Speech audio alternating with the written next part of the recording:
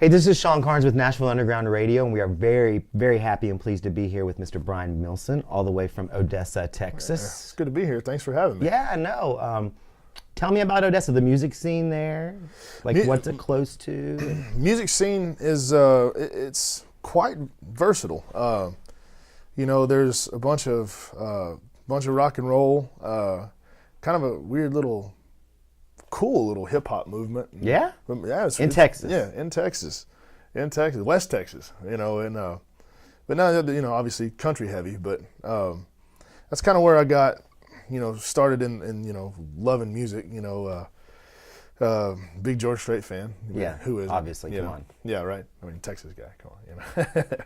But no, it's Odessa. Growing up there, home of Friday Night Lights, it was hard to see past all the football. Right.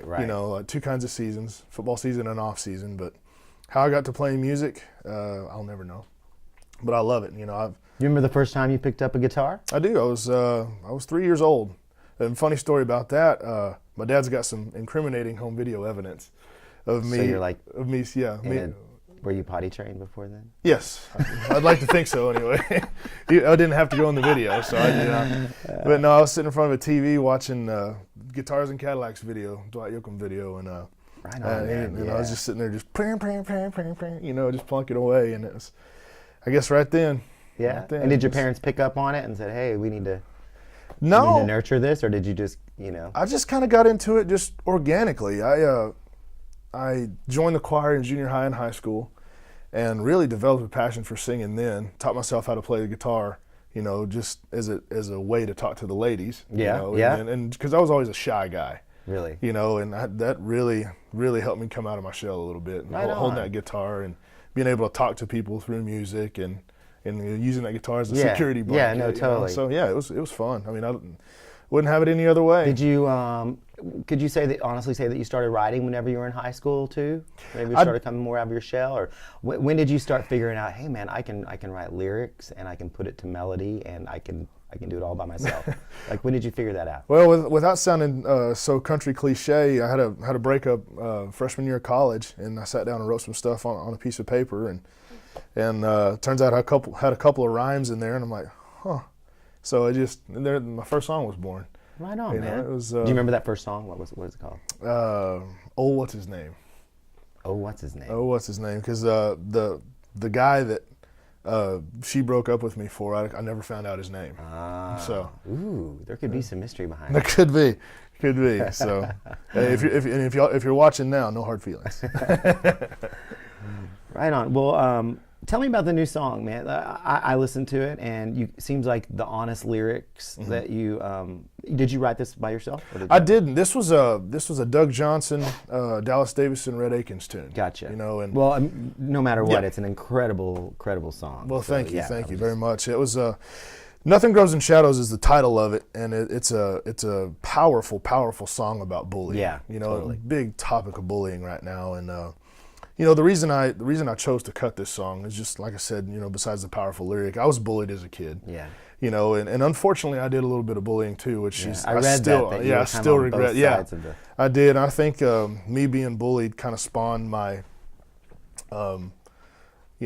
desire to not be considered a weakling or however I was, perceived. Right. But just nobody deserves that kind of treatment. Yeah. Either side of it, nobody deserves to think they're cooler than anybody else.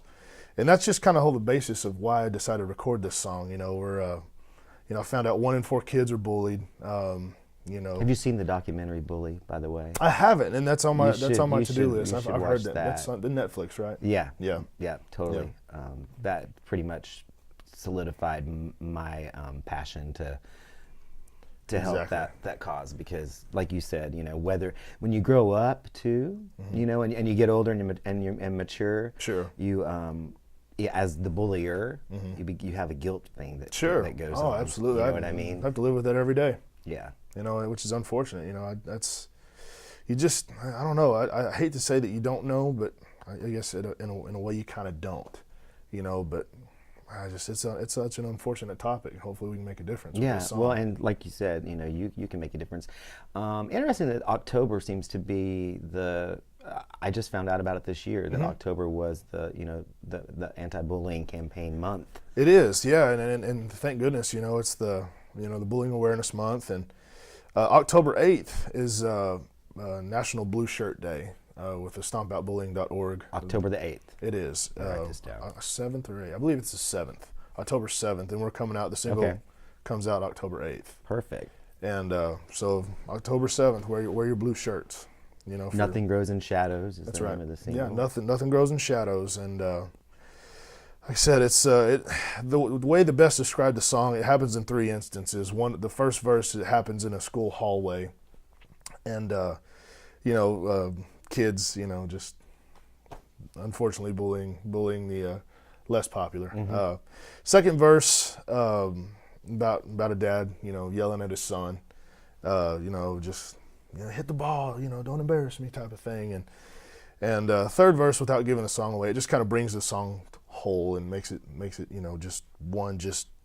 just really tugs at the heartstrings, and it was really the first time when I heard that verse, I was just like, wow. I mean, tears and goosebumps. That's and, awesome though, yeah. that you felt compassion, and that you felt the need to put your voice through. You have a rich voice. You have like a really rich traditional voice. Well, thank you. Yeah, which is, in country, everything goes through phases, but I think that we've kind of missed that. A few other guys have been coming out like that, but it seems like you have a rich, real tone, a traditional tone, inspired by. Honestly, just a big variety of influences. Anywhere from Hank Williams to Ernest Tubb to Merle Haggard to Roger Miller, all the way over to the Motown sound of the Temptations and the Four Tops and Smokey Robinson. The soul. That's kind of, I think, where I get my soulful sound in there. It's also intertwined. Yeah. So. Now you met your management is Herb Grant. It is. How did you get affiliated with him? Well, funny story. Herb's also from Odessa, and my dad actually did the electrical work to his first nightclb in Odessa. Wow. So it just so your dad's an electrician. He is a master electrician in the oil field, and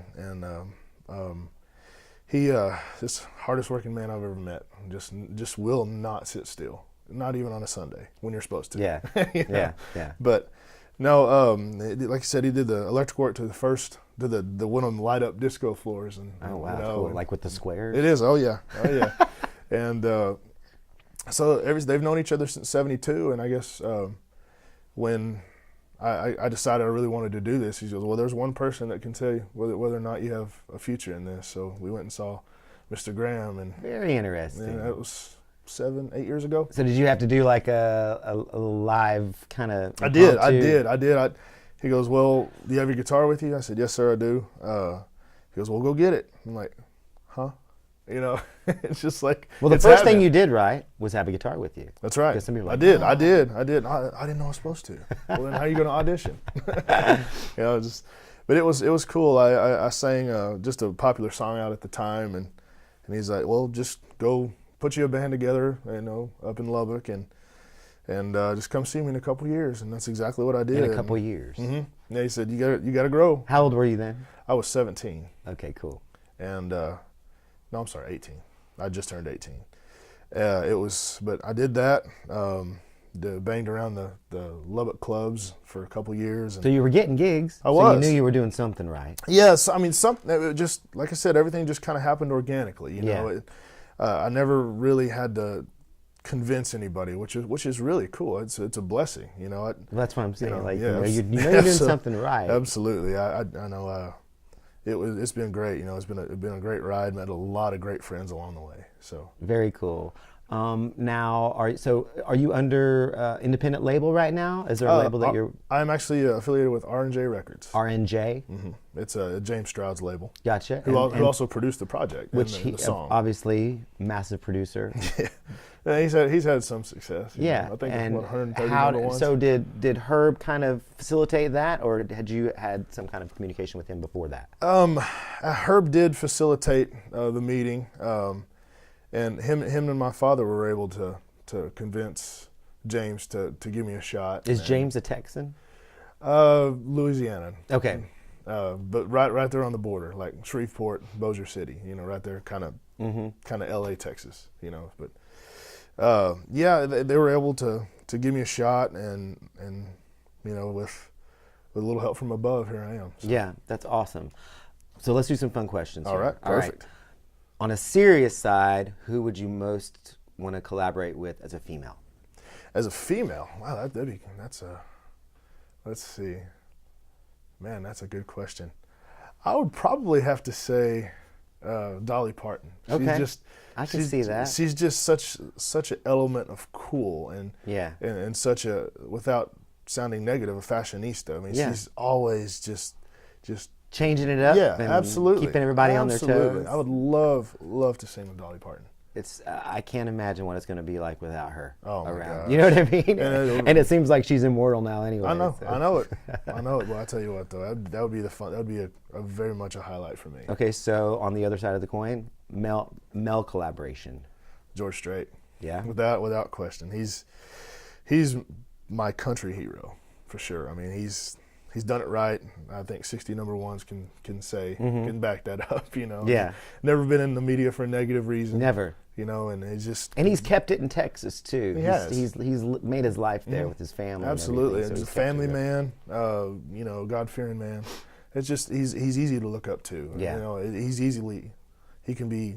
I mean, just revered easily. Yeah. Okay, so we've had some of these songs come out that have been collaborations with hip hop.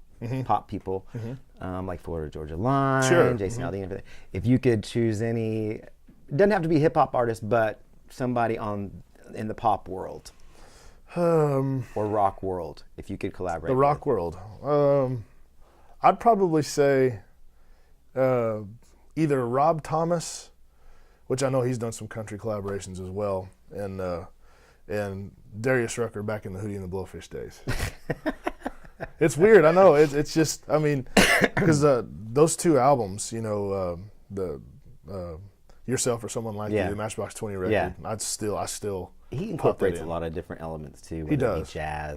He does. I mean, very, very, very well-rounded musician, and Hootie and the Blowfish days. I still cover "Let Her Cry." Yeah, you do. I do. That's one of my favorite Hootie songs, man. He's cool, man. He was smart about how he kind of. He did. I mean. Decided to go into a whole totally different thing, and the longevity of his career has been now over 30 years now almost. Sure, but probably the most random and like, I guess. Yeah, random. Yeah, I want to know random. Random Prince. Okay, all right. Yep. The funk and the funk. Yeah, the funk and the whole psychedelic funk.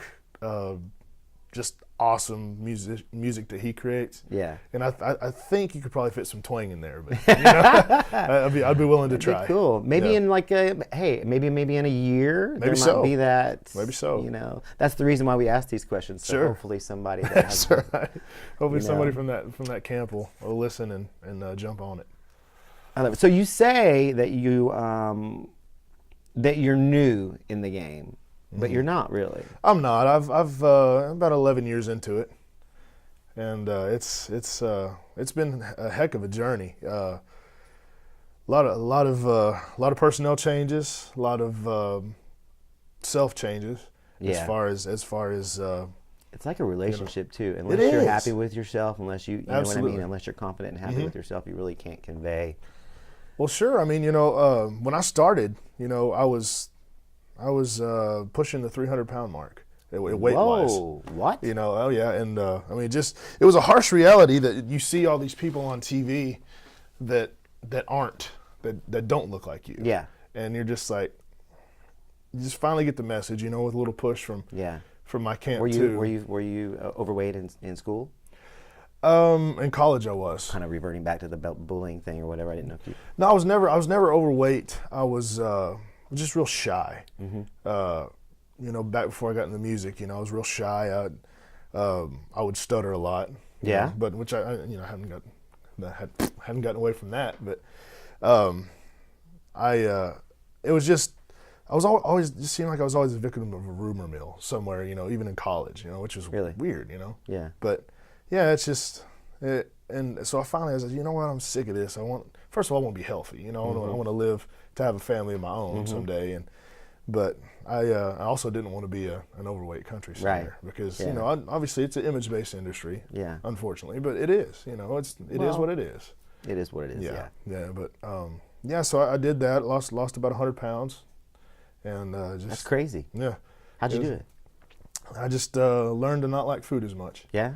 Yeah, just you eat. Just you eat ate to better? you eat to sustain yourself instead of being A glutton. being exactly. Because I'm not a picky eater. I think that's what hurt me the most. Because I'll eat anything. Yeah. Just about anything. You know, I'm allergic to coconut and I don't like artichoke hearts. And from anything else, the sky's the limit. So I went on a big time fitness regimen and just ate about 1,500 calories a day. It took me about 4 years because I didn't want to burn myself out on dieting because it's not discipline. It's just discipline yourself. Right. Yeah. Just proportions and just self-control.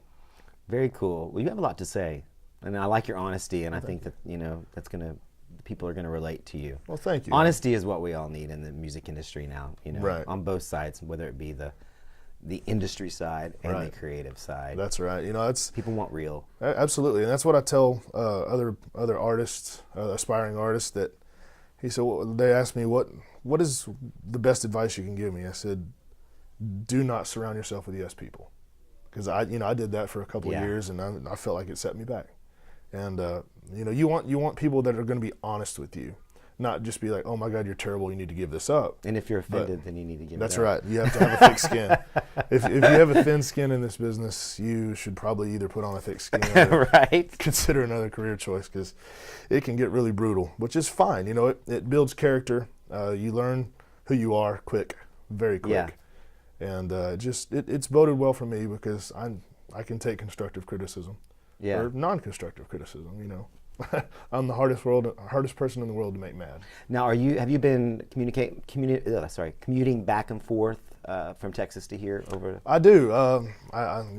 Odessa's got an airport that Southwest flies out of, and I just go there, and I'm here within 5 or 6 hours instead of driving 17. So, are you thinking about making the move eventually? I am eventually. I love it up here. There's hills and grass and trees. Nashville's pretty cool. It is. It's a cool town. Always something going on. And it's not just a country-based town, which I love. I love a little versatility.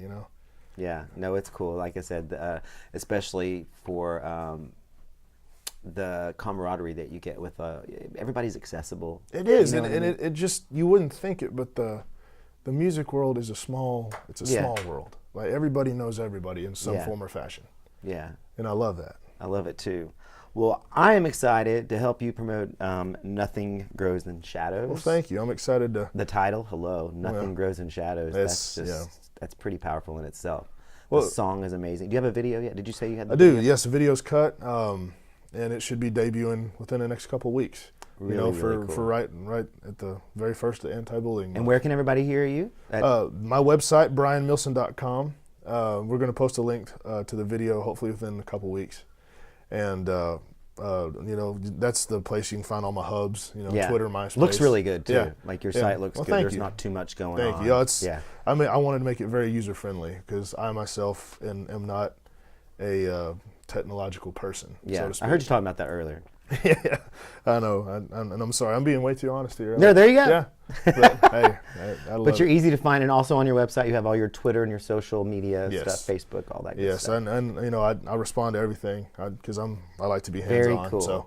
I'm going to recommend too, I don't know if you're a Travis Tritt fan or not, but he's really trying to get his Twittering going. Mm-hmm. So I recommend that you tweet Travis. It's hard to say. Tweet the Tritt.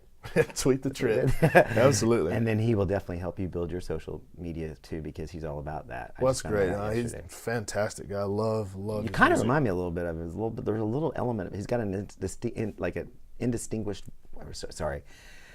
unforgettable voice. Well, thank you. There's some elements of the soul aspect that remind me of him. That's why I thought of that. Well, thank you. Yeah, he's a phenomenal guitar player and blues player, and just that soul. Just get that country soul like I have. Yeah, I can see you guys getting along really well. That would be great. I'd love to. Tweet the Tritt. Tweet the Tritt. And also my Twitter handle's there you go. B Milson Music. So. Do you drive a truck? I do drive a truck. You do drive a truck? Well, I have something for you then. All right. I would recommend you put the Nashville Underground Radio. It's plastic, so it doesn't stick to your, it won't peel off. It'll just peel right off. Cool.